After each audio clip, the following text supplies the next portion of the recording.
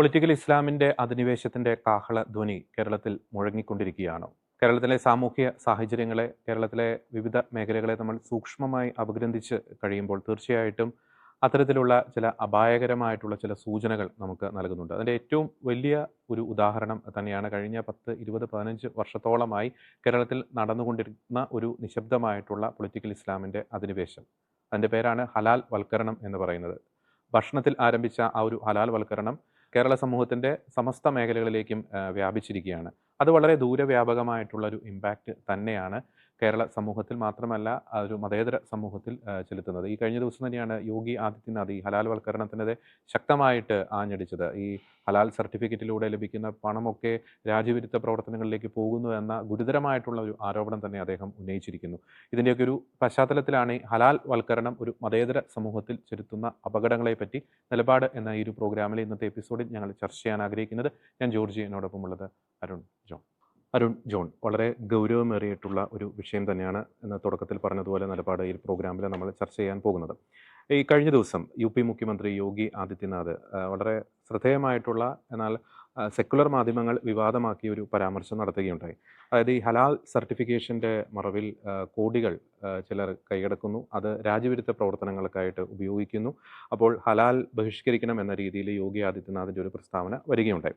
മാത്രമല്ല നമ്മുടെ കേരളത്തിലേക്ക് വരികയാണെങ്കിൽ ഈ ഹിജാബ് വിവാദം ഇപ്പോഴും ഇങ്ങനെ കത്തി നിൽക്കുന്നു. അപ്പോൾ ഈ ഹി എന്ന് പറയുന്ന ആ ഒരു രണ്ട് പദങ്ങൾ, ഹിജാബ്, ഹലാൽ എന്ന് പറയുന്ന രണ്ട് പദങ്ങൾ എന്ന് പറയുന്നത് ഒരേ നാണയത്തിൻ്റെ രണ്ട് വശങ്ങൾ തന്നെയാണ്. അതുകൊണ്ട് തന്നെ നമുക്ക് ഈ അത് ചെലുത്തുന്ന ഒരു അപകടം അത് തീർച്ചയായിട്ടും വളരെ ഗൗരവത്തോടെ ഈ ഒരു കാലഘട്ടത്തിൽ ചർച്ച ചെയ്യേണ്ട ഒരു വിഷയമാണ്. അതിലേക്ക് വരുന്നതിന് മുമ്പ് നമുക്കറിയാം, ഏതൊരു രാജ്യത്തായിക്കോട്ടെ, ഏതൊരു പ്രദേശത്തായിക്കോട്ടെ, ഈ പൊളിറ്റിക്കൽ ഇസ്ലാം അധിനിവേശം സ്ഥാപിക്കുന്നതിന് പല ഘട്ടങ്ങളുണ്ട്. അതിൽ പ്രധാനപ്പെട്ട ഒരു ഘട്ടമാണ് ഈ റാഡിക്കലൈസേഷൻ എന്ന് പറയുന്ന ഒരു ഘട്ടം. അത് ഒരു പരിധിവരെ കേരളത്തിൻ്റെ സമകാലീന ചരിത്രം എടുത്തു നോക്കുമ്പോൾ അത് ഒരു പരിധിവരെ അവർ നടപ്പാക്കി കഴിഞ്ഞിരിക്കുന്നു.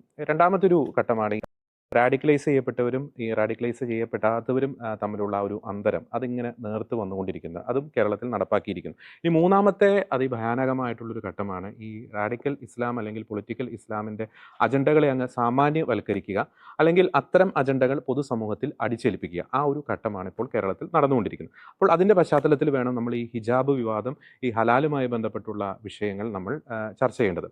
ഇനി എന്താണ് ഒരു അധിനിവേശം, മതപരമായിട്ടുള്ള ഒരു അധിനിവേശം എന്നതിൻ്റെ ഒരു കൃത്യമായിട്ടുള്ള ഡെഫിനിഷൻ കൂടി നാം പരിശോധിക്കേണ്ടിയിരിക്കുന്നു. അതായത് എൻ്റെ മതത്തിന് അനുവദനീയമായത് മാത്രം മറ്റുള്ളവർക്കും അനുവദനീയം ആകാൻ പാടുള്ളൂ, അല്ലെങ്കിൽ എൻ്റെ മതത്തിന് അനുവദനീയമല്ലാത്തത് മറ്റുള്ളവർക്കും അനുവദനീയമല്ല, അല്ലെങ്കിൽ ആ ഒരു കാർക്കശ്യം അത് പൊതുസമൂഹത്തിൽ അടിച്ചേൽപ്പിക്കുക. അവിടെയാണ് അത് നമുക്ക് അധിനിവേശത്തിൻ്റെ ഒരു ഡെഫിനിഷനായിട്ട് നമുക്ക് പറയാൻ സാധിക്കും. ഇനി രണ്ടാമത്തെ ഒരു ഡെഫിനിഷൻ, അതായത് എൻ്റെ മതത്തിന് അനുവദനീയമായത് മാത്രം ഒരു പൊതുസമൂഹത്തിൽ നിലനിൽക്കുന്ന നിയമങ്ങളെ കാറ്റിൽ പറത്തി ഞാൻ നടപ്പാക്കും, അല്ലെങ്കിൽ എൻ്റെ മതത്തിന് അനുവദനീയമായത് മാത്രമേ ചില നിയമങ്ങൾ നിലനിൽക്കുന്ന സംവിധാനങ്ങളെ അത് അട്ടിമറിച്ചുകൊണ്ട് അത് കാറ്റിൽ പറത്തി ഞാൻ ധരിക്കുകയുള്ളൂ എന്ന് പറയുന്നിടത്താണ് മറ്റൊരു അധിനിവേശം സംഭവിക്കുന്നത്. അപ്പോൾ ഈ രണ്ട് ഡെഫിനിഷനും എടുത്തു നോക്കുമ്പോൾ കൃത്യമായിട്ടുള്ളൊരു അധിനിവേശം ഈ ഹലാലിലൂടെയും ഹിജാബിലൂടെയും കേരളത്തിൽ സംഭവിച്ചുകൊണ്ടിരിക്കുന്നു. നമ്മൾ എനിക്ക് തോന്നുന്നു നമ്മുടെയൊക്കെ ചെറു പ്രായത്തിൽ നമ്മൾ ഈ ഹലാൽ എന്ന് പറയുന്ന വാക്കുപോലും കേട്ടിട്ടില്ല. അപ്പോൾ കഴിഞ്ഞ 10-15 വർഷത്തോളമായിട്ട് കേരളത്തിൽ നടന്ന ഒരു നിശബ്ദമായിട്ടുള്ളൊരു മതപരമായിട്ടുള്ളൊരു അധിനിവേശം തന്നെയാണ് ഈ ഹലാൽ എന്ന് പറയുന്നത്. ഈ ഭക്ഷണത്തിൻ്റെ പേരിൽ ഒരു നിഷ്കളങ്കമാണ് എന്ന ഒരു ധ്വനി ജനിപ്പിക്കുന്ന രീതിയിൽ സമൂഹത്തിൽ അടിച്ചേൽപ്പിച്ച ഈ ഹലാൽ വൽക്കരണം അത് സമസ്ത മേഖലകളിലും, എന്തിനേറെ പറയുന്നു, ഈ ഫ്ലാറ്റ് മുതൽ വീടുകൾ മുതൽ സൗന്ദര്യ കോസ്മെറ്റിക്സ് മുതൽ സമസ്ത മേഖലകളിലും ഈ ഹലാൽ എന്ന് പറയുന്ന ഒരു സംവിധാനം വ്യാപിച്ചിരിക്കും. നമുക്ക് അതിൻ്റെ ഒരു അപകടം എനിക്ക് അടുത്ത ഘട്ടത്തിൽ ചർച്ച ചെയ്യാമെന്ന് എനിക്ക് തോന്നുന്നു. കാരണം ഹലാലിലൂടെ സംഭവിക്കുന്ന ബിസിനസ് അധിനിവേശം, അതിലൂടെ എത്രയോ പേർക്ക് അവരുടെ ബിസിനസ് അവസരങ്ങൾ നഷ്ടപ്പെടുന്നു. അപ്പോൾ ഇതാണ് ഒരു പ്രശ്നം എന്ന് പറയുന്നത്. നമ്മൾ കേരളത്തിൽ അങ്ങോളം ഇങ്ങോളം യാത്ര ചെയ്യുമ്പോൾ എനിക്ക് ഹലാൽ ഫുഡ് വേണ്ട എന്ന ഒരു ആഗ്രഹിക്കുന്ന ഒരു വ്യക്തിക്ക് അത് പറ്റുന്നില്ല. അതാണ് ഇവിടുത്തെ ഒരു പ്രശ്നം എന്ന് പറയുന്നത്. നമുക്കറിയാം, ഈ ഹിജാബ് ധരിച്ച കുട്ടികളെ ചേർത്ത് പിടിക്കുന്ന ഈ ഭരണകൂടം ഈ ഹലാൽ വേണ്ട, എനിക്ക് ഹലാൽ ഫുഡ് വേണ്ട, നോൺ ഹലാൽ ഫുഡ് വേണം എന്ന് പറയുന്നവരെ ചേർത്ത് പിടിക്കാൻ തയ്യാറുണ്ടോ എന്നതാണ് ഇവിടുത്തെ പ്രസക്തമായിട്ടുള്ളൊരു ചോദ്യം എന്ന് പറയുന്നത്. അപ്പോൾ അരുൺ, നമുക്കതിൻ്റെ ഒരു കുറേ കൂടി ഒരു ആഴത്തിലേക്ക് വരുമ്പോൾ പലപ്പോഴും ഇവിടുത്തെ ഒരു പ്രശ്നം എന്ന് പറയുന്നത് ഈ ഹലാൽ എന്താണ് എന്നതിനെ പറ്റി ഒരു ബോധം പൊതുസമൂഹത്തിൽ പലർക്കും ഇല്ല, പ്രത്യേകിച്ച് ക്രൈസ്തവർക്കും ഇല്ല എന്നതാണ് ഒരു യാഥാർത്ഥ്യം. ഈ ഹലാൽ ബോർഡുള്ള ഹോട്ടലുകൾ കാണുമ്പോൾ അവിടെ എന്തോ രുചികരമായിട്ടുള്ള ഭക്ഷണം വിളമ്പുന്നു എന്ന ഒരു ആവേശത്തോടു കൂടി തന്നെയാണ് ഈ എന്താ പറയുക, ഈ ഇസ്ലാം മതത്തിൽ ഉള്ളവരെക്കാൾ ആവേശത്തിലാണ് ഇത്തരം ഹോട്ടലുകൾ കാണുമ്പോൾ ഈ ക്രൈസ്തവ സമുദായത്തിലെ പലരും അങ്ങോട്ടേക്ക് ഓടിക്കയറുന്നത്. അപ്പോൾ എന്താണ് നമ്മൾ മതപരമായിട്ടുള്ള ആംഗിളിലൂടെ നോക്കുമ്പോൾ ഈ ഹലാൽ ഫുഡിൻ്റെ ഒരു അപകടം എന്ന് എനിക്ക് തോന്നുന്നു തുടക്കത്തിൽ നമുക്ക് ചർച്ച ചെയ്യാമെന്ന് എനിക്ക് തോന്നുന്നു. ജോർജ്, നമ്മുടെ മുഖ്യമന്ത്രി ഇതുപോലെ ഹലാൽ ബോയ്ക്കോട്ടിങ്ങായിട്ട് ബന്ധപ്പെട്ട് കഴിഞ്ഞ ഏതാനും വർഷം മുമ്പ് കുറച്ച് വിഷയങ്ങൾ അവിടെ നമ്മുടെ നാട്ടിലുണ്ടായപ്പോൾ അദ്ദേഹം പറഞ്ഞൊരു സ്റ്റേറ്റ്മെൻ്റ് ഉണ്ട്. ഹലാൽ എന്ന് പറഞ്ഞു കഴിഞ്ഞാൽ ഇത് കഴിക്കാൻ കൊള്ളാവുന്നത് എന്ന് മാത്രമേ ഇതിന് അർത്ഥമുള്ളൂ. കേരളത്തിൻ്റെ ഒരു മുഖ്യമന്ത്രിയാണ് പറയുന്നത്. ഈ കഴിക്കാൻ കൊള്ളാവുന്ന ഒരു ഭക്ഷണമാണ്, ഒരു സംവിധാനമാണ് ഇപ്പോൾ ജോർജ് സൂചിപ്പിച്ചതുപോലെ യോഗി ആദിത്യനാഥ് അവർ കഴിഞ്ഞ 2023 നവംബറിൽ അദ്ദേഹം അവിടുത്തെ UPയിലെ ഹലാൽ സർട്ടിഫിക്കേഷൻ തന്നെ നിരോധിച്ചു കളഞ്ഞു. കയറ്റുമതിയായിട്ട് ബന്ധപ്പെട്ടതൊഴിച്ച് ബാക്കി എല്ലാ ഹലാൽ സർട്ടിഫിക്കേഷനും അദ്ദേഹം നിരോധിച്ചു കഴിഞ്ഞു. ഇവിടെ ആർക്കും പരാതിയില്ല. ഇപ്പോൾ ഈ മുഖ്യമന്ത്രി പറഞ്ഞ കഴിക്കാൻ കൊള്ളാവുന്ന ഒന്നും മാത്രമാണോ? ഇവിടെ കഴിക്കാൻ കൊള്ളാവുന്ന ഭക്ഷണത്തെക്കുറിച്ചും പറയുന്നുണ്ട്.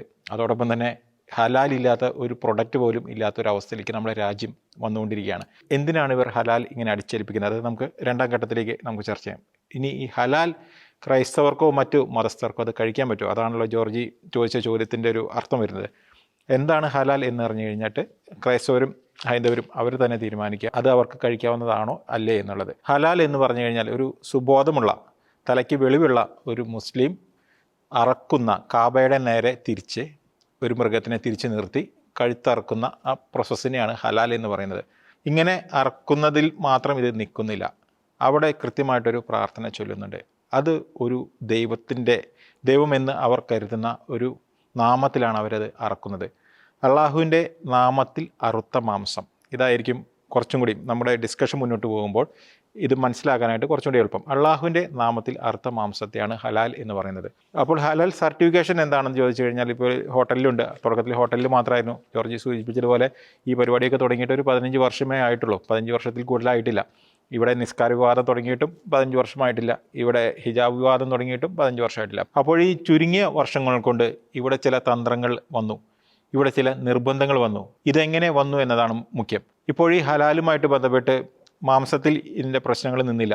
ഒരു കൺസ്ട്രക്ഷൻ സൈറ്റ് ഉണ്ടെങ്കിൽ ആ കൺസ്ട്രക്ഷൻ ഉപയോഗിക്കുന്ന ഇരുമ്പായിക്കോട്ടെ, സിമെൻ്റ് ആയിക്കോട്ടെ, ഇനി നമ്മൾ കഴിക്കുന്ന മരുന്നുകളായിക്കോട്ടെ, അതല്ലെങ്കിൽ കോസ്മെറ്റിക്സ് ആയിക്കോട്ടെ, ഇതിൽ എന്തിലും ഏതിലും ഹലാൽ വന്നു. അതുകൊണ്ടാണ് യോഗിക്ക് ഇങ്ങനെ ഒരു നിലപാട് സ്വീകരിക്കേണ്ടത്. കാരണം അതിൻ്റെ പിന്നിലുള്ള അജണ്ട കൃത്യമായിട്ട് അറിയാം. ഇതിൻ്റെ സർട്ടിഫിക്കേഷനായിട്ട് ബന്ധപ്പെട്ട കുറച്ച് കാര്യങ്ങളുണ്ട്, അതിലേക്കും കൂടി പിന്നീട് പറയാം. അപ്പോൾ എന്തുകൊണ്ട് ഹലാൽ ക്രൈസ്തവർക്ക് മറ്റു മതസ്ഥർക്ക് കഴിക്കാൻ പാടില്ല എന്ന് പറഞ്ഞാൽ ഒരു ഒറ്റ ഉത്തരമുള്ളൂ. ക്രൈസ്തവരെ സംബന്ധിച്ചിടത്തോളം ആകാശത്തിന് കീഴെ മനുഷ്യരുടെ ഇടയിൽ നമ്മുടെ നമുക്ക് രക്ഷയ്ക്ക് വേണ്ടിയിട്ട് യേശുനാമമല്ലാതെ മറ്റൊരു നാമവും നൽകപ്പെട്ടിട്ടില്ല. അപ്പോൾ ക്രൈസ്തവരെ സംബന്ധിച്ചിടത്തോളം യേശുനാമം വളരെ പ്രധാനപ്പെട്ടതാണ്. ആ യേശുനാമത്തെ, ആ പുത്രനെ നിഷേധിക്കുന്ന, മറ്റൊരു ദൈവത്തിൻ്റെ നാമത്തിൽ അറക്കുന്ന മാംസം ക്രൈസ്തവന് കഴിക്കാമോ എന്നതാണ് ഇവിടെ ചോദ്യം വരുന്നത്.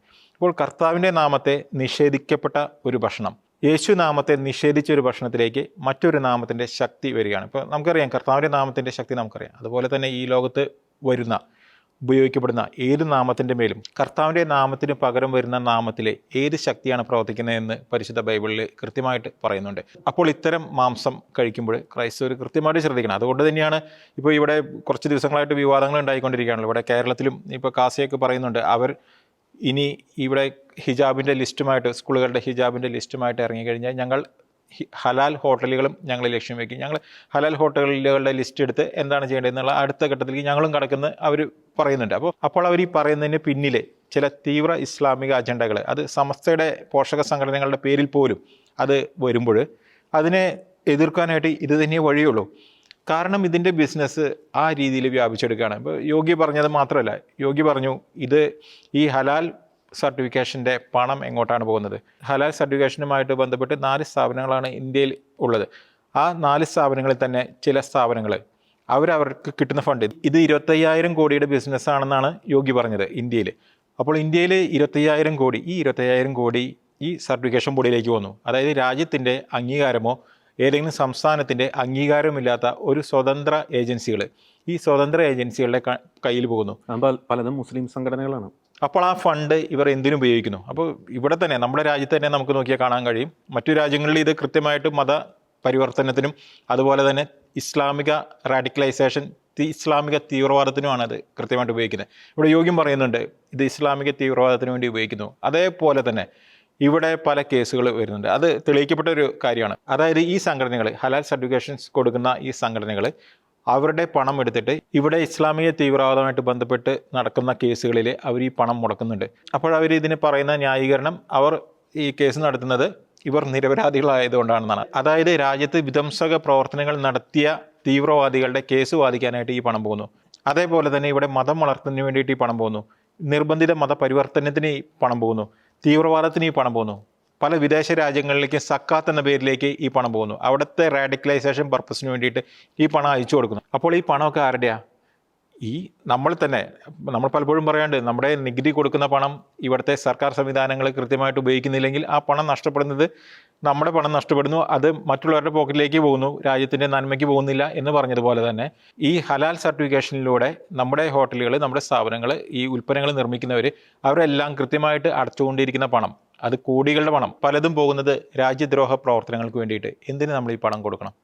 അതിൻ്റെ അകത്ത് മറ്റൊരു കാര്യം കൂടി ഉണ്ട്. അതായത് നമ്മൾ ഇതിൻ്റെ അകത്ത് ശ്രദ്ധിക്കേണ്ട വലിയൊരു അപകടകരമായിട്ടുള്ളൊരു കാര്യം. ഇപ്പോൾ ഒരു ഉദാഹരണം പറയുകയാണെങ്കിൽ, ഇപ്പോൾ ഒരാൾക്കൊരു ഹോട്ടൽ ബിസിനസ് നടത്തണം. ഇപ്പോൾ ഹോട്ടൽ ബിസിനസ് നടത്തണമെങ്കിൽ ഒരു പ്രദേശത്ത് ഇപ്പോൾ ഹലാൽ ഹോട്ടൽ അല്ലാതെ നടത്താൻ പറ്റില്ലാത്ത ഒരു ഗതിയിലേക്ക് ആണ് പല പ്രദേശങ്ങളിലും സാഹചര്യങ്ങൾ നിലനിൽക്കുന്നത്. അപ്പോൾ ഈ പ്രദേശത്ത് ഇപ്പോൾ നേരത്തെ അരുൺ പറഞ്ഞതുപോലെ ആ ഫുഡ് പാചകം ചെയ്യുന്ന വ്യക്തി മുതൽ ഈ മാംസം അറക്കുന്ന വ്യക്തി മുതൽ ഈ മുസ്ലിം മതത്തിൽപ്പെട്ടവരാണ്. അപ്പോൾ ആ ഒരു ജോലിയിലേക്ക് അല്ലെങ്കിൽ ആ ജോലി മേഖലയിലേക്ക് ഇതര മതസ്ഥർ അകറ്റപ്പെടുകയാണ്, അങ്ങോട്ടേക്ക് വരാൻ സാധിക്കുന്നില്ല. സമാനമായിട്ട് തന്നെയാണ് ഈ പറയുന്ന പല ഹലാൽ ഫ്ലാറ്റുകൾ അല്ലെങ്കിൽ ഹലാൽ ഉൽപ്പന്നങ്ങളുടെ കേസിലൊക്കെ ഇതാണ് സംഭവിക്കുന്നത്. അപ്പോൾ ജോലി ഒരു വ്യക്തിയുടെ ഒരു അവകാശമാണ്, അല്ലെങ്കിൽ അത് മതപരമായിട്ടുള്ള കാരണങ്ങളുടെ പേരിൽ പലപ്പോഴും നിഷേധിക്കപ്പെടുന്ന ഒരു അവസ്ഥ. അങ്ങനെ ഈ പറയുന്ന സമസ്ത ബിസിനസ് മേഖലകളിലേക്ക് ഒരു അധിനിവേശം സംഭവിക്കുന്നത്. അപ്പോൾ വളരെ വ്യക്തമല്ലേ ജോൺ, ഇത് അധിനിവേശത്തിൻ്റെ വലിയൊരു എന്താ പറയുക, ഒരു ക്ലാസിക് എക്സാമ്പിൾ എന്ന് തന്നെ നമുക്ക് വിശേഷിപ്പിക്കാൻ സാധിക്കില്ല. അതായത് വാളില്ലാതെ തോക്കില്ലാതെ ഒരു പ്രദേശം അല്ലെങ്കിൽ ഒരു മേഖല എങ്ങനെ പിടിച്ചെടുക്കുന്നതിൻ്റെ വലിയൊരു എക്സാമ്പിൾ തന്നെയല്ലേ ഇത്? അതെ, ഈ പ്രസ്താവനയോട് ഞാൻ അംഗീകരിക്കുന്നു. വാളില്ലാതെ തോക്കില്ലാതെ ഒരു പ്രദേശം എങ്ങനെ പിടിച്ചെടുക്കാം എന്നുള്ളൊരു ചാണക്യതന്ത്രം എന്ന് പറയാൻ അതിനേക്കാൾ ഒരു താഴ്ന്നൊരു തന്ത്രമാണത്. അതിൻ്റെ പക്ഷേ ഇത് സാവധാനം ഒരു വാളും തോക്കായിട്ട് വരും എന്നുള്ളതാണ് ഇതിൻ്റെ വേറൊരു സത്യാവസ്ഥ. ഒരു കേരളം ഒരു കടും പച്ചയുടെ നിഴലിൽ വീണ് കുതിരാൻ സാധ്യതയുള്ള പോസിബിലിറ്റീസൊക്കെ വളരെ കൂടുതലാണ്. പക്ഷെ മറ്റു സംസ്ഥാനങ്ങളെക്കാളും കൂടുതൽ ഒരു അൽ കേരള എന്നൊരു പേരൊക്കെ കേരളത്തിന് വരാൻ സാധ്യത കൂടുതലാണെന്ന് തോന്നുന്നു. ഒരുപക്ഷെ സമൂഹം ഇനി അത് തിരിച്ചറിയാതെ, നമ്മുടെ ക്രൈസ്തവ സമൂഹത്തിലെ കുറച്ച് ആളുകൾ ഇപ്പോഴും തിരിച്ചറിഞ്ഞിട്ടില്ല ഈ കാര്യങ്ങളൊന്നും. അവരിപ്പോഴും ഈ പറയുന്ന ഈ സെക്യുലറിസ്റ്റിക് മൈൻഡ് എന്ന് പറഞ്ഞ പേരിൽ പലരും അടിമത്തത്തിലാണ്, അതിൻ്റെ ഒരു അടിമത്തത്തിലാണ്. അതുപോലെ തന്നെ പല ഹിന്ദുക്കളും മറ്റു മതവിഭാഗങ്ങൾ പോലും ഇതുവരെ തിരിച്ചറിഞ്ഞിട്ടില്ല. ഹലാൽ എന്ന് പറയുമ്പോൾ അതിൻ്റെ അർത്ഥം വരുന്നത് ലോഫുൾ, അനുവദനീയം എന്നുള്ളൊരു യൂസേജാണ് വരുന്നത്. പക്ഷേ അതൊരു അവരുടെ മതഗ്രന്ഥത്തിൻ്റെ ഖുറാൻ്റെ ഒരു വാക്കിൽ പറയുമ്പോൾ അനുവദനീയം എന്നാണെങ്കിലും ഈ യൂസേജ് എടുത്തിട്ടാണ് ഈ പറയുന്ന ഇസ്ലാമിക് ടെററിസ്റ്റ് അനുഭാവികളായ ആൾക്കാർ ഈ പറയുന്ന ലോകം മുഴുവൻ പിടിച്ചടക്കാമെന്നുള്ളൊരു വ്യാമോഹത്തോടെ ഇത് സകല മേഖലകളിൽ കൊണ്ട് കയറ്റുന്നത്. നമുക്കറിയാം, ഫുഡ് ബിസിനസ്സിൽ, സ്വർണ്ണ ബിസിനസ്സിൽ ഇപ്പോൾ ഈ ഇടയ്ക്ക് ഒരു വിവാദമായൊരു ബിസിനസ് അൽ മുക്താദിർ ബിസിനസ് പൊളിഞ്ഞ് പാളീസ എന്ന് പറഞ്ഞ് കേൾക്കുന്നു. അവരുടെ ആൾക്കാർ തന്നെയാണ് സ്വർണ്ണം വാങ്ങുന്നത്, അവരുടെ ആൾക്കാർ തന്നെ തെറി പറഞ്ഞു പോകുന്നതും ഒക്കെ. അതൊരു വലിയൊരു ബിസിനസ്സാണ്. നമ്മൾ മറുനാടൻ ഷാജാനാണ് ഇതിനെ പറ്റി കൂടുതൽ പറഞ്ഞത്. പിന്നെ അതുപോലെ തന്നെ മിക്ക എല്ലാ സൗന്ദര്യവർദ്ധക വസ്തുക്കൾ ഇതിലൊക്കെ ഈ ഹലാൽ കൊണ്ട് ചേർക്കുന്നതിൻ്റെ ആവശ്യം. അപ്പോൾ ഈ ഇപ്പോൾ കുറച്ചു മുമ്പ് മിസ്റ്റർ അരുൺ പറഞ്ഞൊരു സ്റ്റേറ്റ്മെൻറ്റ് 2022 തോന്നുന്നു, പിണറായി വിജയൻ മുഖ്യമന്ത്രി ശ്രീ പിണറായി വിജയൻ പറഞ്ഞ സ്റ്റേറ്റ്മെൻറ്റ്, അതായത് ഹലാൽ ഫുഡ് എന്ന് പറഞ്ഞാൽ കഴിക്കാൻ നല്ലത് എന്നുള്ള ഭക്ഷണം. അപ്പോൾ ഇത്ര നാളും മിസ്റ്റർ പിണറായി വിജയൻ കഴിച്ചിരുന്നത് കഴിക്കാൻ നല്ലതല്ല ഭക്ഷണമല്ലായിരുന്നു എന്നൊരു ചോദ്യമാണ് വരുന്നത്. അതപ്പം നമ്മളവിടെ ചിന്തിക്കണം, അവിടെ എന്താണ് അതിൻ്റെ പ്രത്യേകത എന്നുള്ളത്. അതൊരു അധിനിവേശത്തിൻ്റെ സ്വരമാണ് അവിടെ വരുന്നത്. കാരണം എന്തുകൊണ്ടാണ്? ഒരു പ്രത്യേക മതവിഭാഗത്തിലെ ഞാൻ ഓർക്കുന്നുണ്ട്, കുറച്ച് വർഷങ്ങൾക്ക് മുമ്പ് ഞാൻ ചെറുപ്പത്തിലായിരിക്കുമ്പോൾ വളരെ ഒരു 8, 9, 10 ക്ലാസ്സിൽ 2010-11 കാലഘട്ടങ്ങളൊക്കെ പഠിക്കുന്ന സമയത്ത് ആകെ 1, 2, 3 വാക്ക്, പ്രധാനമായിട്ട് 1, 2 വാക്കാണ് നമുക്ക് ഈ പറയുന്ന ഇസ്ലാമിക് വാക്കാണ് ഞാൻ അറിഞ്ഞത്. ജിന്ന് എന്നുള്ള വാക്കാണ് കൂടുതലായിട്ട് അറിയാമായിരുന്നത്. അവർ ഈ പറയുന്ന ഇവരുടെ അലാവുദ്ദീൻ അത്ഭുത വിളക്ക് എന്ന് പറഞ്ഞൊരു ഈ കഥയൊക്കെ അവർ നമ്മൾ വായിച്ചു കേട്ടിട്ടുണ്ട്. സിനിമയല്ല, അതിൻ്റെ കാർട്ടൂൺസ് എന്തൊക്കെയുണ്ട്. അപ്പം ജിന്ന് എന്നുള്ള വാക്ക് അത്യാവശ്യം നല്ല വരും, ജിന്ന് വരും. അപ്പം നമ്മുടെ ഇതിൻ്റെ തർജ്ജമ പ്രേതം അങ്ങനെയൊക്കെയാണ്, യക്ഷി എന്നൊക്കെ യൂസേജാണ്. പിന്നെ ഈ 2020 തൊട്ടൊക്കെയാണ് ശരിക്കും പറഞ്ഞ ഈ വാക്കുകൾ ഹലാല്, ഹിജാബ്, ഷിയ, ജിഹാദ് അങ്ങനെയുള്ള വാക്കുകൾ വളരെ ഫേമസ് ആയിട്ട് വന്നത് ഈ പറയുന്ന ഒരു കൊറോണയുടെ കാലഘട്ടം തൊട്ടാണ് ശരിക്കും വേണമെങ്കിൽ പറഞ്ഞത്. മുമ്പ് ഉണ്ടായിരുന്നു തീർച്ചയായിട്ടും, നമ്മൾ ആരും അറിഞ്ഞില്ല എന്നുള്ളതാണ് വേറെ കാര്യം. വളരെ ഫേമസ് ആയിട്ട് വരുന്നത്. അപ്പോൾ ഈ ഇടയ്ക്ക് നമ്മൾ അറിഞ്ഞു കലിമ എന്നുള്ള വാക്ക്, അതുപോലെ തന്നെ ജിസ്മി ചൊല്ല എന്നുള്ള വാക്ക്, അതൊക്കെ ഈ ജിഹാദ് ജോൺ എന്ന് പറഞ്ഞ 2014 ആ കാലഘട്ടമുള്ളവരെ ഈ കോപ്റ്റിക് ക്രിസ്ത്യൻസിനൊക്കെ ചെയ്തിരുന്നത്, അവർ തലവെട്ടി ചേനകളും ചെയ്തിരുന്നത് പ്രവൃത്തിയാണ്. ഒരു പ്രത്യേക അവിടുത്തെ മതത്തിലെ എന്തോ ഒരു പ്രാർത്ഥനയ്ക്ക് ചൊല്ലിയിട്ടാണ് അവർ തലവെട്ടിരുന്നത്. അപ്പോൾ ഇതൊക്കെ നമ്മൾക്ക് അറിഞ്ഞു തുടങ്ങുന്നത് ഒരു പക്ഷേ 2020 ഇങ്ങനത്തെ വാക്കുകളൊക്കെ. എന്തുകൊണ്ടാണ് ഈ വാക്കുകളൊക്കെ സാധാരണക്കാരുടെ ഇടയിലേക്ക്, അതായത് ഈ പറയുന്ന ഇതിനെക്കുറിച്ച് യാതൊരു ബോധ്യമില്ലാത്ത ആൾക്കാർ, ഇപ്പോൾ ഹലാൽ എന്തെന്ന് ചോദിച്ചാൽ അവർക്ക് ഹലാൽ എന്താണെന്ന് വെച്ചാൽ അവർക്ക് ഹലാൽ അറിയാം. പക്ഷേ ഇപ്പോഴും എനിക്ക് തോന്നുന്നു ഒരു ഭൂരിഭാഗം എന്ന് പറയുന്നില്ല, ഒരു 50% ആൾക്കാർക്ക് ഈ ഹലാൽ എന്ന് പറഞ്ഞാൽ അവർക്ക് മനസ്സിലായിട്ടില്ല എന്നാണ് എൻ്റെ ഒരു അഭിപ്രായം പറയുന്നത്.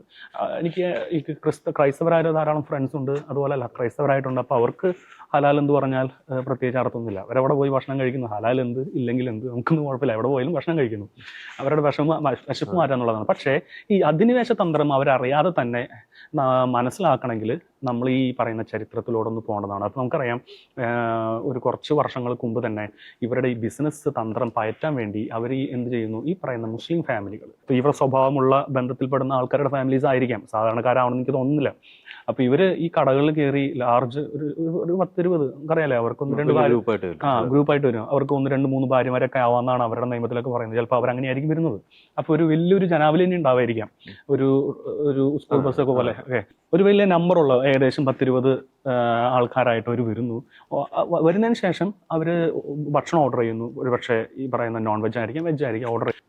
ഓർഡർ ചെയ്തതിന് ശേഷം ഭക്ഷണം മേശയിൽ എത്തുമ്പോൾ അവർ കാണിക്കുന്ന ഒരു വക്രബുദ്ധി ഉണ്ട്, ഇതൊരു whether it is Halaal or no.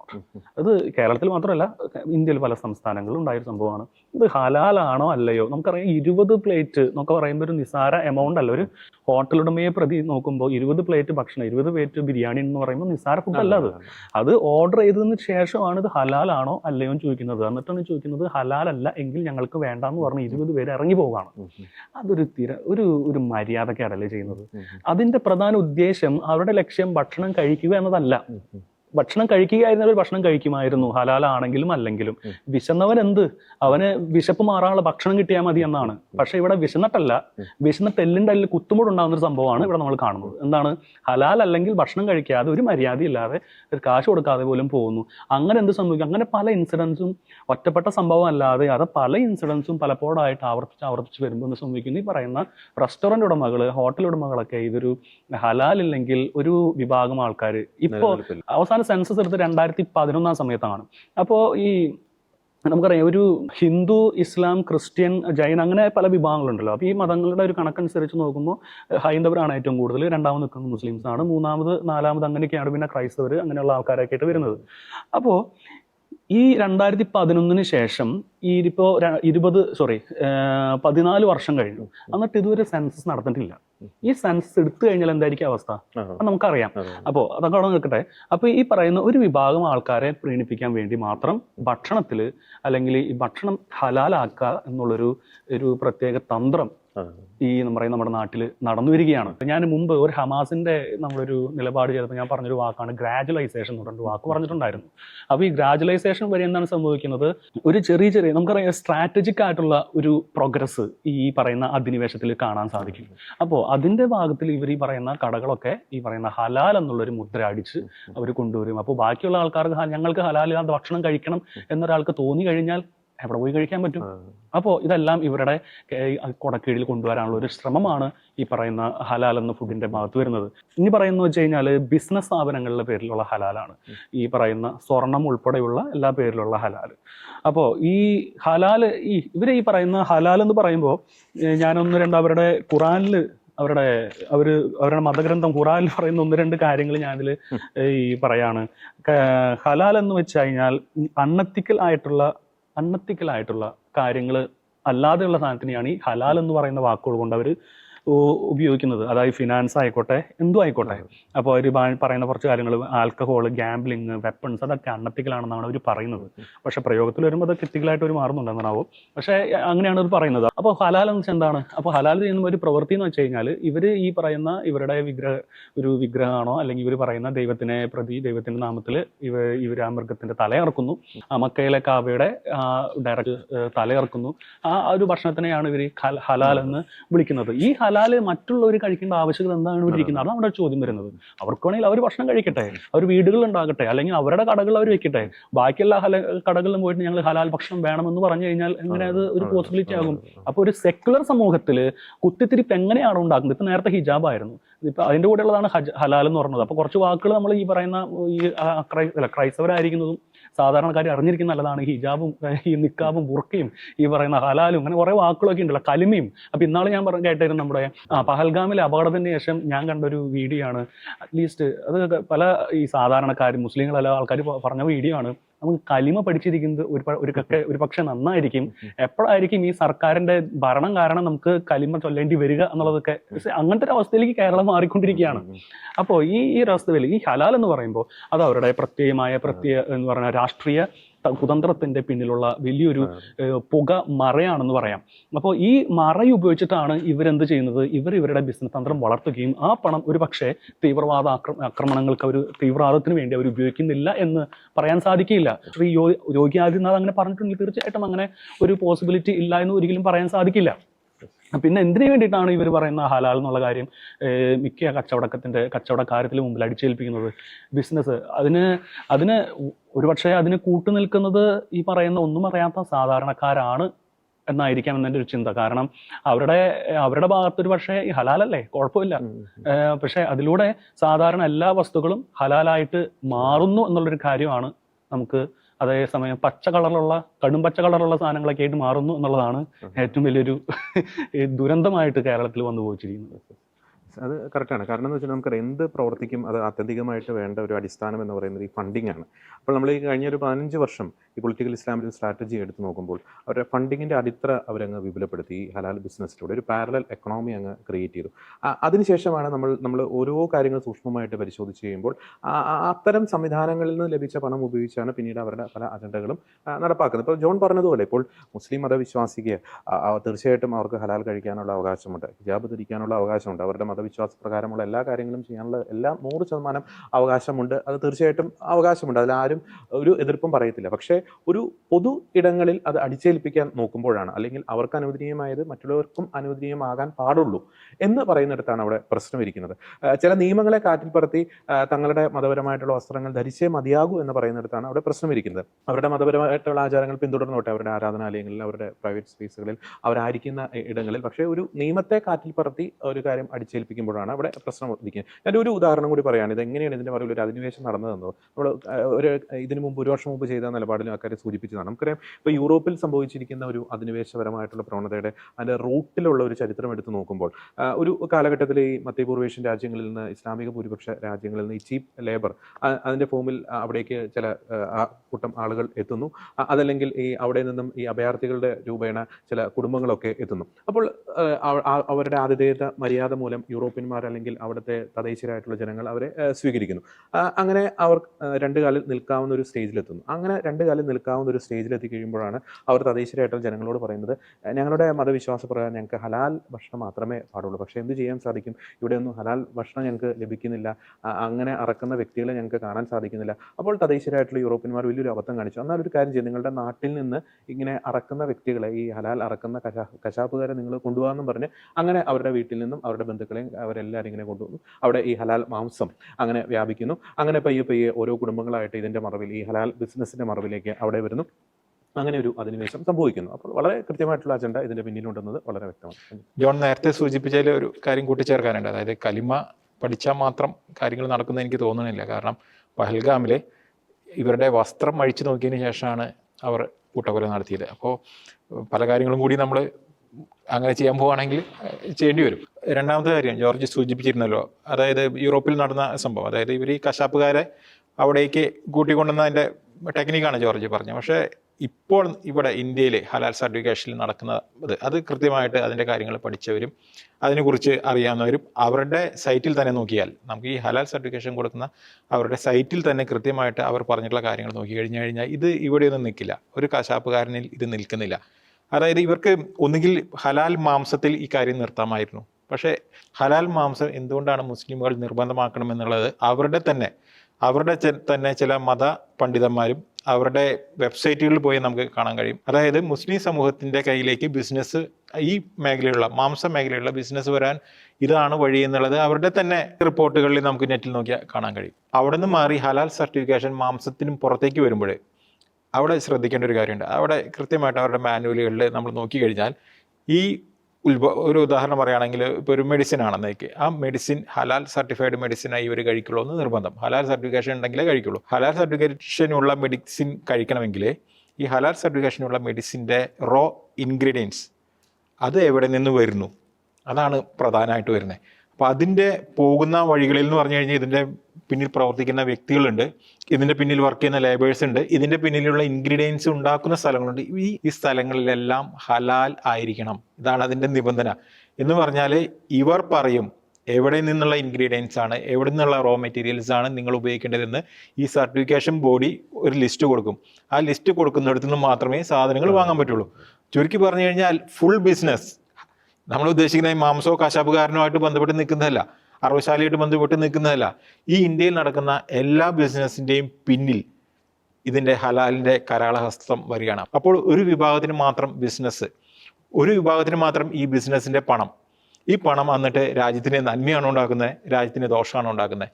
അപ്പം ഇത്രയും അപകടകരമായൊരു കാര്യം, രണ്ട് കാര്യങ്ങളാണ് ഞാൻ സൂചിപ്പിച്ചത്. ഒന്ന് ഇതിൻ്റെ വിശ്വാസപരമായ കാര്യം. വിശ്വാസപരമായ കാര്യത്തിൽ വലിയൊരു അബദ്ധത്തിൽ കൂടെയാണ് ഇവിടെയുള്ള മറ്റു മതസ്ഥർ പോയിക്കൊണ്ടിരിക്കുന്നത്. അവരുടെ വിശ്വാസത്തിൻ്റെ നാശത്തിലേക്ക് നയിക്കുന്ന ഉൽപ്പന്നമാണ് മാംസമാണ് അവർ വാങ്ങി കഴിച്ചുകൊണ്ടിരിക്കുന്നത്. രണ്ട്, അവരുടെ നിലനിൽപ്പിനെ ബാധിക്കുന്ന വിഷയം, അവരുടെ നിലനിൽപ്പിനെ പൂർണ്ണമായിട്ടും ബാധിക്കുന്ന, അവരുടെ ബിസിനസ്സുകൾ മുഴുവൻ തകർത്ത് തരിപ്പണമാക്കുന്ന, അതിനുശേഷം രാജ്യത്തെയും കൂടി, ഈ രാജ്യത്തിൻ്റെ കെട്ടുറപ്പിനെ അടക്കം ബാധിക്കുന്ന വലിയൊരു തന്ത്രമാണ് ഈ ഹലാൽ വൽക്കരണത്തിലൂടെ. ഹലാലിനെ ഞാൻ പറയില്ല, അത് മുസ്ലിമുകൾക്ക് അവരുടെ വിശ്വാസപ്രകാരം അവർക്ക് എന്തും ചെയ്യാം. പക്ഷേ ഇത് മറ്റു മതസ്ഥരിലേക്ക് അടിച്ചേൽപ്പിക്കുന്നു. ഇവിടെ ഹിജാബ് വിവാദം ഉണ്ടായപ്പോൾ പറഞ്ഞിരുന്ന മഹത്തായ ഒരു ആശയമുണ്ട്, ഇഷ്ടവസ്ത്രത്തിനെ എന്തിന് നിങ്ങൾ വിലക്കുന്നു, ഞങ്ങളുടെ മതപരമായ ഇഷ്ടവസ്ത്രത്തിനെ നിങ്ങൾ എന്തിന്, അതിന്മേൽ നിങ്ങൾ എന്തിന് തടസ്സം നിൽക്കുന്നു, അത് ഞങ്ങളുടെ സ്വാതന്ത്ര്യമാണ്. അത് ഞങ്ങളുടെ സ്വാതന്ത്ര്യമാണെങ്കിൽ ഹലാൽ അല്ലാത്ത ഞങ്ങളുടെ വിശ്വാസപ്രകാരം ഹറാമായ ഭക്ഷണം ഞങ്ങളുടെ മേൽ എന്തിനെ അടിച്ചേൽപ്പിക്കുന്നു? എന്തിനാണ് ഹലാൽ ഭക്ഷണം അടിച്ചേൽപ്പിക്കപ്പെടുന്നത്? അങ്ങനെ കണ്ടപ്പോൾ യോഗി ആദിത്യനാഥ് ചെയ്തതുപോലെ ഇവിടുത്തെ മുഖ്യമന്ത്രിമാർ എഴുന്നേൽക്കണം, സംസ്ഥാനങ്ങളിലുള്ള മുഖ്യമന്ത്രിമാർ തീരുമാനമെടുക്കണം.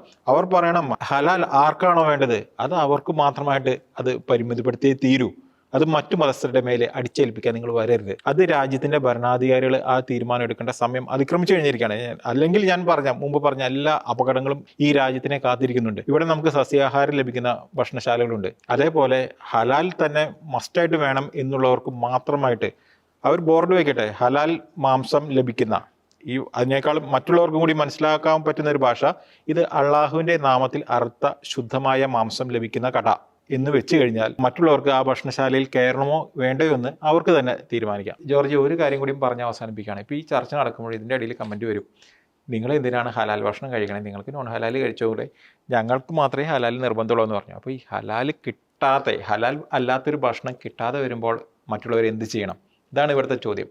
ഇവിടെ നമ്മൾ ചിന്തിക്കേണ്ട ഒരു കാര്യമുണ്ട്. അതായത് ഒരു 28% വരുന്ന ഒരു സമൂഹം, 72% വരുന്ന മറ്റൊരു സമൂഹം. ശരിക്കും അവിടെ ആരാണ് പൊതുവായിട്ടുള്ള ഭക്ഷണം കഴിക്കുന്നത്? അതായത് നോൺ ഹലാൽ ഭക്ഷണമാണ് ഇവിടെ സാർവത്രികമായിട്ട് കിട്ടേണ്ടത്. പിന്നെയുള്ളവർക്കാണ് ഹലാൽ വേണ്ടത്. അതായത് ചില നിർബന്ധങ്ങളുള്ളത്, ചിലർക്ക് വെജിറ്റേറിയൻ നിർബന്ധമാണ്, ചിലർക്ക് ചില ഭക്ഷണ പദാർത്ഥങ്ങൾ അവർക്ക് പറ്റില്ല, അവർ പറയുന്ന ഭക്ഷണം തന്നെ അവർക്ക് വേണം. അപ്പം അങ്ങനെ വരുന്നൊരു കേസിൽ രണ്ട് ഓപ്ഷനുകളാണ് ഉള്ളത്. അത് സർക്കാരിന് ഇച്ഛാശക്തി ഉണ്ടെങ്കിൽ മാത്രം ചെയ്യാവുന്നതാണ്. ഒന്ന്, ഈ ഒരു പൊതു സംവിധാനത്തിൽ ഇവിടുത്തെ നമ്മുടെ സംസ്ഥാനത്ത്, രാജ്യത്ത് ഇവിടുത്തെ ജനസംഖ്യാനുപാതികമായിട്ട് നോൺ ഹലാൽ ഭക്ഷണം വേണ്ടവർ, ഒരു ഉദാഹരണത്തിന് 80% ആണെങ്കിൽ ഇവിടുത്തെ 80% ഹോട്ടൽ നോൺ ഹലാലാണെന്ന് ഗവൺമെൻറ് ഉറപ്പുവരുത്തണം. അതിനുശേഷമുള്ളവർക്ക് സ്പെഷ്യൽ, നേരത്തെ ഞാൻ സൂചിപ്പിച്ചതുപോലെ സസ്യാഹാരശാല പോലെ ഹലാൽ കൗണ്ടർ, ഹലാൽ ഹോട്ടലുകൾ, എന്താണോ അവർക്ക് ഹലാലായിട്ട് വേണ്ടത് അതിനുള്ള സ്പെഷ്യൽ സംവിധാനമാണ് വേണ്ടത്. ഇത് തന്നെയാണ് സർക്കാരിൻ്റെ പൊതു സംവിധാനത്തിൽ വേണ്ടത്. കഴിഞ്ഞ ദിവസങ്ങളിൽ എറണാകുളത്ത് ജില്ലാ ക്ഷീരവികസന വകുപ്പിൻ്റെ ഡെപ്യൂട്ടി ഡയറക്ടറിൻ്റേതായിട്ടുള്ള ഒരു ടെൻഡർ കണ്ടു. ആ ടെൻഡറിൽ ഇവർ പറഞ്ഞിരിക്കുന്നത് എല്ലാ നോൺ വെജ് ഐറ്റംസിനും, ചിക്കനായിട്ട് ബന്ധപ്പെട്ട എല്ലാ ഐറ്റംസും അത് ഹലാലായിരിക്കണം എന്ന് നിർബന്ധം പറഞ്ഞിരിക്കുകയാണ്. ഒരു ഓർഡർ എടുക്കുന്നത് ഇവിടെ പൊതുസമൂഹത്തിലെ ഹിന്ദുവും ക്രിസ്ത്യാനിയും മുസ്ലിമും ഭക്ഷണം കഴിക്കുന്ന സ്ഥലത്തെ ഓർഡർ നിർബന്ധമായിട്ട് കണിശമായിട്ടും പറഞ്ഞിരിക്കുന്നത് അത് ഹലാലായിരിക്കണം എന്നാണ് ആ ടെൻഡറിലുള്ളത്. അപ്പോൾ ഇതുപോലെ ചെയ്യുന്നവരോട് നമുക്ക് ഒറ്റ കാര്യം പറയാനുള്ളൂ. അതായത് സർക്കാരിൻ്റെ പൊതു സംവിധാനങ്ങളിൽ ജനത്തിന് വേണ്ടത് എന്താണ്? ജനത്തിന് വേണ്ടത്, ഭൂരിപക്ഷത്തിന് വേണ്ടത് നോൺ ഹലാൽ ഫുഡാണ്. നോൺ ഹലാൽ ഫുഡിന് വേണ്ട സംവിധാനങ്ങളാണ് സർക്കാരിൻ്റെ സംവിധാനങ്ങൾ ഉണ്ടാക്കേണ്ടത്. അതിപ്പോൾ റെയിൽവേയിലായാലും സർക്കാരിൻ്റെ ക്യാൻറ്റീനുകളിലായാലും അതാണ് വേണ്ടത്. ഇനി സ്പെഷ്യൽ ഫുഡ് വേണ്ടവരുണ്ട്, എല്ലായിടത്തും ഉണ്ട്. സ്പെഷ്യൽ ഫുഡ് വേണ്ടവർക്ക് സ്പെഷ്യൽ സംവിധാനമാണ്. കാരണം ഇവർക്ക് കിച്ചൺ പോലും കൂട്ടിച്ചേരാൻ പാടില്ല. ഹലാൽ ഭക്ഷണം ഉണ്ടാക്കുന്നിടത്ത് നോൺ ഹലാലും ഉണ്ടാക്കാൻ പറ്റില്ല. അതിനുപയോഗിക്കുന്ന ഇൻഗ്രീഡിയൻസ് പോലും ഇവർക്ക് പ്രത്യേക സ്ഥലങ്ങളിൽ നിന്ന് തന്നെ വേണം. അങ്ങനെയാണെങ്കിൽ സർക്കാർ അടിയന്തരമായിട്ട് ചെയ്യേണ്ടത് പൊതുവായിട്ടുള്ള ഒരു കിച്ചൺ ഉണ്ടായിരിക്കട്ടെ, അതിനപ്പുറത്തേക്കുള്ള ഒരു കിച്ചൺ വേണമെങ്കിൽ ആ കിച്ചണിന് വേണ്ട സംവിധാനങ്ങളും കാര്യങ്ങളും ഒരുക്കി അവർക്ക് സെപ്പറേറ്റ് ഭക്ഷണം, ഹലാൽ ഭക്ഷണം അവർക്ക് സെപ്പറേറ്റ് ആയിട്ട് വിളമ്പുക. അതിന് വരുന്ന എന്തെങ്കിലും എക്സ്ട്രാ കോസ്റ്റുകൾ ഉണ്ടെങ്കിൽ അത് ആ ഭക്ഷണത്തിൽ ആഡ് ഓൺ ചെയ്യാം. അതേ നിവൃത്തിയുള്ളൂ. ഒരു കാര്യം വളരെ വ്യക്തമാണ്, ഈ നോൺ ഹലാൽ ഫുഡ് ആണ് ഒരു പൊതുഭക്ഷണമായിട്ട് പ്രഖ്യാപിക്കേണ്ടത്. എന്നാൽ കേരളത്തിലെ സാഹചര്യങ്ങളൊക്കെ കാണുമ്പോൾ, കേരളത്തിലെ നിരത്തുകളിലൂടെയൊക്കെ യാത്ര ചെയ്യുമ്പോൾ കേരളത്തിൻ്റെ പൊതുഭക്ഷണം എന്ന് പറയുന്നത് ഹലാൽ ഭക്ഷണമാണ് എന്ന തരത്തിലാണ് കാര്യങ്ങളുടെ പോക്ക്. ഇവിടെ സൂചിപ്പിച്ചതുപോലെ ഇച്ഛാശക്തിയുള്ള ഒരു ഭരണകൂടം ഉണ്ടെങ്കിൽ ഭൂരിപക്ഷം വരുന്ന ജനങ്ങളുടെ ഒരു ആവശ്യം എന്ന് പറയുന്നത് നോൺ ഹലാലാണ്. ആ നോൺ ഹലാൽ ഫുഡ് അല്ലെങ്കിൽ അത്തരത്തിലുള്ള ഉൽപ്പന്നങ്ങൾ, അത്തരത്തിലുള്ള ബിസിനസ് സംവിധാനങ്ങൾ ലഭ്യമാക്കുവാനുള്ള ഇച്ഛാശക്തി ഇവിടുത്തെ ഗവൺമെൻറ് സംവിധാനങ്ങൾ കാണിക്കേണ്ടിയിരിക്കുന്നു. അല്ലെങ്കിൽ അത് ഒരു അധിനിവേശപരമായിട്ടുള്ള പ്രവണതയ്ക്ക് വഴിമരുന്നിടാനുള്ള എല്ലാ സാധ്യത കൂടിയുണ്ട്. അത് ആരംഭിച്ചു കഴിഞ്ഞിരിക്കുന്നു. ബിസിനസ് മേഖലയിൽ അതിൻ്റെ ഒരു ക്ലൈമാക്സ് പോയിന്റിൽ അത്തരത്തിലുള്ള അധിനിവേശപരമായിട്ടുള്ള പ്രവർത്തനങ്ങൾ എത്തിയിരിക്കുന്നു. ഹലാലിൽ തുടങ്ങിയ ഇത്തരത്തിലുള്ള ഹലാൽവൽക്കരണത്തിൽ തുടങ്ങിയ ഇത്തരത്തിലുള്ള അധിനിവേശപരമായിട്ടുള്ള പ്രവർത്തനങ്ങളുടെ ചില അലയൊലികൾ തന്നെയാണ് ഹിജാബ് വിവാദത്തിലുമൊക്കെ നാം കാണുന്നത്. ഇനി തുടർന്ന് അങ്ങോട്ട് പൊളിറ്റിക്കൽ ഇസ്ലാമിൻ്റെ ചാണക്യ ബുദ്ധിയിൽ പല കാര്യങ്ങളും ഒരുങ്ങിക്കൊണ്ടിരിക്കുന്നുണ്ട്. അതിനാൽ തന്നെ വളരെ ജാഗ്രതയോടുകൂടി തന്നെ, വളരെ വിവേകത്തോടു കൂടി തന്നെ കാര്യങ്ങളെ നോക്കിക്കാണേണ്ട ഒരു സ്ഥിതിയിലേക്കാണ് പൊതുസമൂഹം, കേരളത്തിലെ പൊതുസമൂഹം, മതേതര സമൂഹം, ക്രൈസ്തവ സമൂഹം എത്തിച്ചേർന്നിരിക്കുന്നത് എന്ന നിലപാട് അറിയിച്ചുകൊണ്ട് മറ്റൊരു വിഷയത്തിലെ നിലപാടുമായി ഞങ്ങൾ വീണ്ടും വരുന്നതായിരിക്കും. എല്ലാ പ്രിയപ്പെട്ട പ്രേക്ഷകർക്കും നന്ദി.